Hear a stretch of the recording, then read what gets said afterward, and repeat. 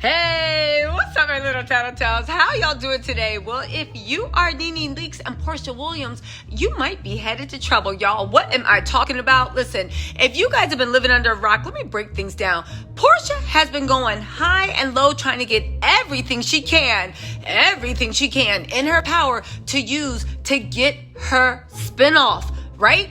To get around to even get a damn wedding special. At this stage, she'll take a 30-second commercial break on Bravo. Unfortunately, the one thing that the biggest thing, let me stop. The biggest thing standing in her way, or should I say the tallest things with the legs for miles and days, is Miss Nene Leaks. Oh, you ain't know? Let me put you down on some gossip. Okay, so why is this even happening? Let me just tell y'all. Porsha and Nene have been painting the town red, doing everything they can to let everybody know we're best friends. Really, y'all two people, one that blacklisted themselves and the other one on the verge of just like even trying to get back in the door. Y'all ain't got nobody but each other. So what are you doing? You're holding on to each other. Y'all seen the Married at Are Us, Incorporated, United, like some home wrecking Voltron, right? Proud of their men. Just aside before I get into how Nene is actually the one stopping Porsha's bag and Porsha don't even realize it, right? The fact that I thought a lot of Porsha, I actually thought a lot of Nene Leaks too. Of course, they are the OGs. They've been on the show for over decades. They have acclaim, I hope, definitely domestically, maybe internationally. I really did think for whatever reason that they had access to a better quality man. Now listen, I know like everybody else says, babyface love makes things happen, right?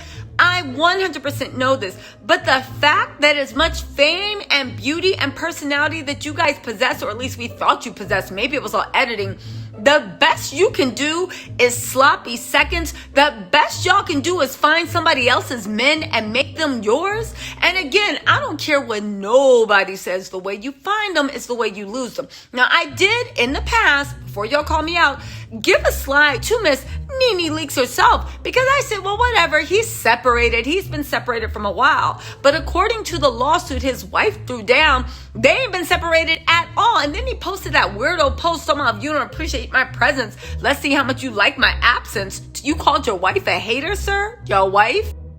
Anyway, I don't care what that guy does. He's not a billionaire. He's not even 100 millionaire. You're promoting his damn business. So why are you acting like there's a man shortage and you just got to take anything you can get? But then again, maybe it is a man shortage when you look like Nene and Porsha. I don't know. That's the way they acting. Don't shoot the messenger. Okay, now back to the question at hand, right? And their questionable choices. How is Nene stopping Porsha's bag? Well, get this. Porsha's so busy begging Nene, chasing after her, probably hoping she come to her wedding, right? Because Porsha needs to look like she has some type of friends, right? Probably chasing after her to go to the wedding. Why is this so ironic, right? Because there's no honor among thieves. Now listen, Nene probably isn't even aware of the reason she's stopping Porsha's bag, but let me just break it down for y'all, right? Nene's suing Bravo. Nene's suing Bravo for discrimination, racial discrimination, all this stuff. Nene is also suing Bravo for the fact that she was never given her spinoff. She was never given opportunities. She was never elevated to the platform of what somebody who is the star of the show should be. Now, no shade to Nene. We all knew that she was in charge of the girls when she was on Real Housewives of Atlanta. But so was Kenya, and so was Candy, and so was Claudia Jordan, a low-key. Side note, have you guys watched Marriage Boot Camp? Because if you haven't been watching, you should. It is so good and so real. And it comes on every Monday at 9 p.m. Make sure you watch that mess. It is good. I'm going to actually review it because I just caught up. So make sure y'all actually watch the show, catch up on it so we can actually discuss. Anyway, back to what I was saying. Nene said, now, Nene had all these problems at Bravo, but through all that, she said, you guys are racially discriminating. I should have been giving more opportunities, especially considering I was one of the top people. Okay. Now, the thing is, here's what Bravo said in response, right? You can't really sue us for racial discrimination because we gave Candy a bunch of shows. We gave all these people shows. And the reason why you weren't given a show isn't because we're not isn't because we're racist, isn't because of this. The reason you weren't giving a show is because you were super, super violent. You walked out of scenes. Nobody wanted to film with you, and you acted like a hot mess. Now, why did Bravo say that? For a couple of reasons. One, let's look at Kandi. Kandi gets lots of opportunities from Bravo, but a lot of people say, one, she has a fan base that rock with her through everything, and two, she's a consummate professional. Now, what does that mean, being a consummate professional? She doesn't get violent with people. She doesn't walk out of scenes. She doesn't do A, B, and C. She shows up. She shares her life. She doesn't hide things. She doesn't lie, right? So so Bravo said, we didn't do anything for you. And you know what? Let's look at Kandi, right? Let's look at Kandi and the opportunities we gave her, because she's basically opposite of you. Now, I'm not saying Bravo pitted Nene against Kandi, but they can point to Kandi. However, what's the one person that Nene can give a rebuttal to, right? Because again, it wasn't Kandi versus Nene, but when Nene says you don't give black people opportunities, you're racist, you're this and that, Bravo hits back, right? Bravo hits back. What are you talking about? We give professional, non-violent people a chance, and that's not you, right? So then what does Nene hit back with? Oh, I'll tell you.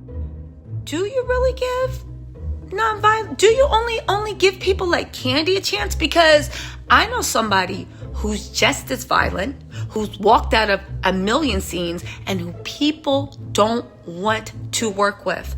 Presenting for your viewing pleasure, Miss Porsha Williams. How can you tell me that I am not employable because I fought on camera, because I walk out of scenes, because I'm difficult to work with, because I give fake storylines and fake plots, when you are elevating Miss Porsha Peach Juice Williams, when she even to this day has gotten in no less than 4 altercations on camera. One of them, I believe 5, was with Shamia that nobody knew about, that they didn't film, but she got in altercations. She even, in her latest spinoff, embarrassed herself and everything else by acting a damn fool in Mexico, walking off, not filming, literally making sure that people didn't want to work with her, even trying to get people not to talk with production, interfering with production, all that good stuff.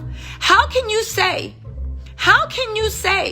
that the reason you didn't hire me, when you literally are elevating this other person that's done what I've done times a million, times worse? Fake storylines, got it. New personality every season, got it. Fighting with anyone that looks at them, got it. Been arrested multiple times, got it.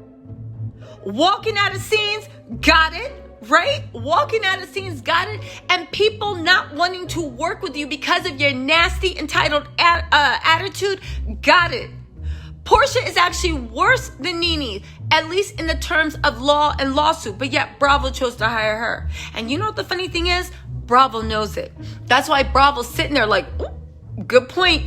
And that's why, even though Porsha's show got a decent amount of ratings, especially when you look at the way Bravo in general has been in decline, why she has not secured that wedding spinoff and why she has not secured that special. Now they say, oh, it's because we just don't know which way we're going to work with her. But basically, they're waiting on whether to see if they can settle out with Nene or whether they're going to have to go to court. Because here's my prediction, and a lot of insiders, if they can settle with Nene, then Porsha is going to get greenlit for her show. But if they can't, and Nene keeps pushing the envelope and takes them to court, they're not going to give to Porsha a second season or her show, because by doing it, there's proving Nene Leaks' case. And Nene, if she can prove her case, is set to take home multi-million-dollar judgment. Multi-million. Y'all, again, whatever they make off of Porsha's show is not going to be enough to pay what Nene's going to be, because it's going to. Isn't that funny that the people you break bread with are allegedly the ones stopping your bag? I don't know. Listen, Tattle Tells, let me know what you think of it. You think it's a reach, or you think there's something to it? This is what the streets are saying. But listen, I'm just giving you what I've heard. Let me know what you think is true, or whether you think this theory even holds any weight in the comments, all right? In the meantime, you know I had to dust this Abby off and bring y'all the real juice. All right, I'll talk to y'all later. Bye.